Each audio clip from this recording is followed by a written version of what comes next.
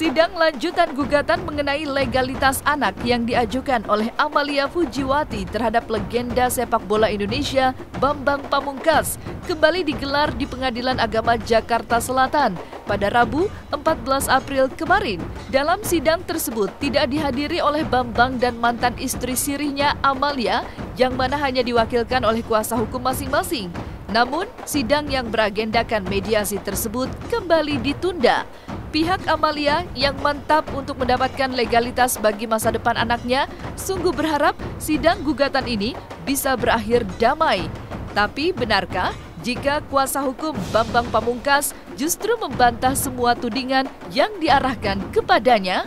Majelis masih terpapar ini ya, ketua majelisnya terpapar COVID, jadi masih ada penundaan, tapi masih proses mediasi. Kalau kita kan lihatnya dari ini proses sudah bergulir di persidangan ya, kita hormati aja proses yang ada, kita hormati proses hukumnya, nggak apa-apa namanya diberikan kuasa kepada kita ya, kita yang wakilin dong. Kalau tanpa kuasa ya dia hadir sendiri kan itu. Belum jadwalnya juga sih, belum jadwal untuk hadir PP.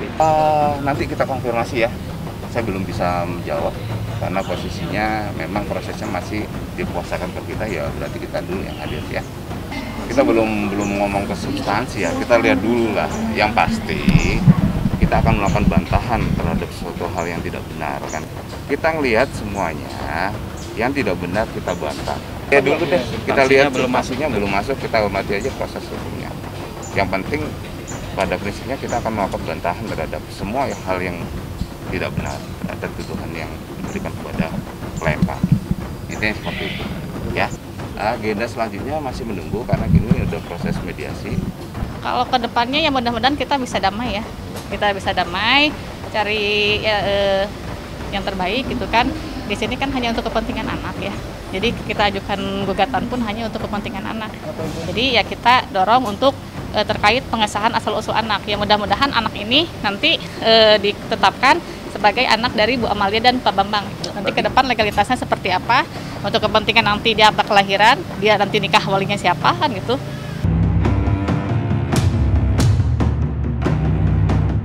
Bambang Pamungkas dan Amalia dikabarkan menikah pada bulan Mei 2018.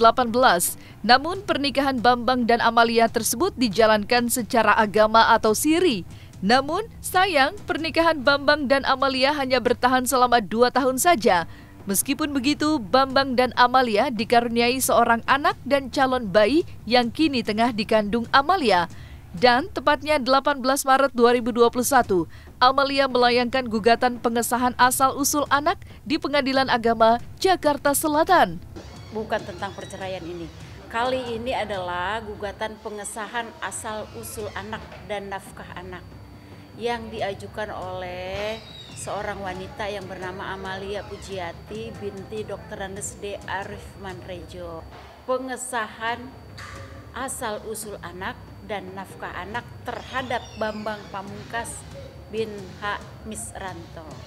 Nomor perkara yang terdaftar di Kepanitiaan Pengadilan Agama Jakarta Selatan adalah nomor 1233 Perdata Gugatan tahun 2021 PAJS yang terdaftar di Kepanitiaan Pengadilan Agama Jakarta Selatan tanggal 18 Maret 2001. Agenda persidangan pertamanya adalah tanggal 31 Maret tahun 2021. Untuk sidang pertama adalah perdamaian. Jadi gimana sebenarnya ini permasalahan untuk didamaikan tentang asal-usul anak tersebut, karena ini perkaranya berbentuk gugatan. Jadi harus didamaikan terlebih dahulu atau dimediasi. Bagaimana jalan terbaik antara pihak gugat dengan pihak tergugat. Ini kan memang ada pernikahan sirih ya antara Pak Bambang dengan Bu Amalia, itu sekitar 3 tahun yang lalu ada pernikahan sirih. Memang belum sempat didaftarkan. Dan dari pernikahan tersebut sudah ada dikaruniai 1 orang anak. Dan posisi Bu Amalia juga sekarang sedang hamil, kurang lebih 6-7 bulanan lah ya. Nah ini terkait untuk anak legalitasnya kami juga kan perlu tuh untuk pengesahan anak ya. Terkait nanti identitas anak itu sendiri, nanti untuk akta kelahiran, ijazah dan lain sebagainya. Jadi di sini kami mengajukan untuk pengesahan anak gitu. Aduh, isbat nikah ya ini kan memang agak ini ya, karena kan Pak Bambang sendiri kan punya ini ya, punya apa? Punya pasangan. Ya, jadi kan kita Bu Amalia juga nggak menuntut seperti untuk isbat nikah. Jadi yang penting untuk pengesahan asal-usul anak aja di sini. Anak aja. Yang penting untuk kepentingan anak di sini. Dalam gugatan pengesahan asal-usul anak, pihak Amalia mengaku tak menuntut banyak. Amalia berharap masa depan putranya akan semakin jelas jika mendapat legalitas dari pengadilan, juga pengakuan dari Bambang Pamungkas. Sementara di sisi lain, benarkah pernikahan siri Bambang dan Amalia tak diketahui oleh istri Bambang Pamungkas? Kalau kontak sih belum, ini sampai dari yang 2 bulan yang lalu udah ada kontak. Ini kan pernikahannya pun pernikahan siri ya, dilangsungkan hanya secara syariat Islam, belum didaftarkan di pengadilan di KUA. Jadi itu nggak ada nanti gugatan cerai. Pada saat menikah siri ini diketahui istri pertamanya nggak sih Bu? Saya kurang tahu diketahui apa enggaknya, saya kurang tahu. Kalau alasan perceraian juga saya nggak sampai ke sana ya. Jadi kuasa hukum kita nggak tahu itu alasannya apa sampai cerai. Jadi kami di sini hanya untuk kuasa mengajukan gugatan hak asuh anak, asal-usul anak aja dan nafkah anak gitu. Terkait apa alasannya mereka cerai saya nggak tahu. Kalau wajib secara hukum iya wajib. Itu kan istilahnya hak anak ya. Hak anak dilindungi oleh undang-undang juga. Apalagi ada undang perlindungan anak. Ini kan anak juga punya hak ya untuk dilindungi, diberikan kasih sayang, diberikan nafkah gitu. Kalau putusan cerai belum, Pak ini belum ada putusan cerai kan namanya pengesahan anak aja. Ini kan nggak ada putusan cerai karena nggak ada nikah juga gitu kan, nggak ada catatan nikahnya juga secara resmi di KUA. Gitu. Enggak, artinya. Tapi kalau secara agama sudah. Iya, itu mah ada saksinya, ada ustadz, ada keluarga dari Bu Amalia, ada keluarga dari Pak BP itu diwakili sama temennya waktu itu ya. Jadi kalau secara syariat Islam sih sudah sah, disahkan oleh majelis hakim hadir ya, kita juga harus menghadirkan klien. Kita ngelihat semuanya yang tidak benar kita bantah, yang seperti itu.